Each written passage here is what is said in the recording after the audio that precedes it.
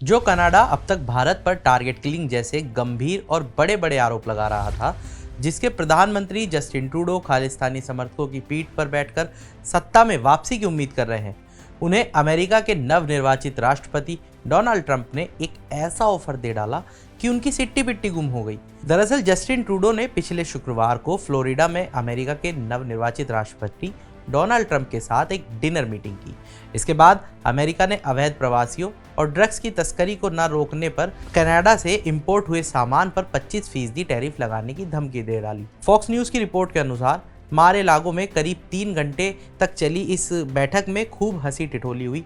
इस दौरान ट्रंप ने भी अपना मैसेज दिया कि उन्हें अगले साल 20 जनवरी तक इन सब मुद्दों पर बदलाव की उम्मीद है।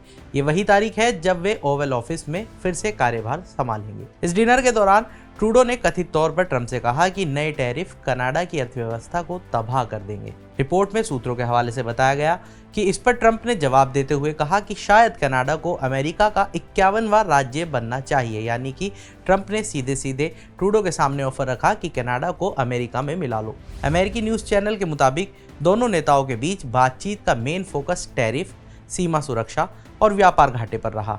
फॉक्स न्यूज ने इस दौरान वहां मौजूद 2 लोगों के हवाले से ये बताया कि इस पूरी बातचीत में ट्रंप बेहद सौहार्दपूर्ण दिखे, लेकिन अमेरिका के उत्तर में एक पार्टनर के रूप में कनाडा से वे क्या चाहते थे, इसे लेकर भी वो बहुत साफ थे। जैसे जैसे चर्चा आगे बढ़ी, ट्रंप ने ट्रूडो पर यूएस कनाडा बॉर्डर को सुरक्षित करने में फेल साबित होने का आरोप लगाया। ट्रंप ने ट्रूडो पर सीधा सीधा आरोप लगाते हुए कहा कि उन्होंने 70 से ज्यादा देशों के अवैध प्रवासियों समेत ड्रग्स और लोगों को अमेरिका में एंट्री करने दी। कनाडा के साथ अमेरिकी व्यापार घाटे के बारे में बात करते समय तो अमेरिका के राष्ट्रपति और भी ज्यादा उत्तेजित हो गए। उन्होंने दावा किया कि ये घाटा $100 अरब से ज्यादा हो गया है। ट्रंप ने सीधे तौर पर ट्रूडो को यह साफ कर दिया कि अगर कनाडा सीमा मुद्दों और व्यापार घाटे को ठीक नहीं कर सकता तो वे अपने कार्यालय के पहले दिन सभी कनाडाई प्रोडक्ट्स पर 25% टैरिफ लगाएंगे। इसके जवाब में ट्रूडो ने कहा कि ट्रंप टैरिफ नहीं लगा सकते क्योंकि इससे कनाडा की अर्थव्यवस्था खत्म हो जाएगी। रिपोर्ट की माने तो ट्रंप ने इस पर उनसे पूछा,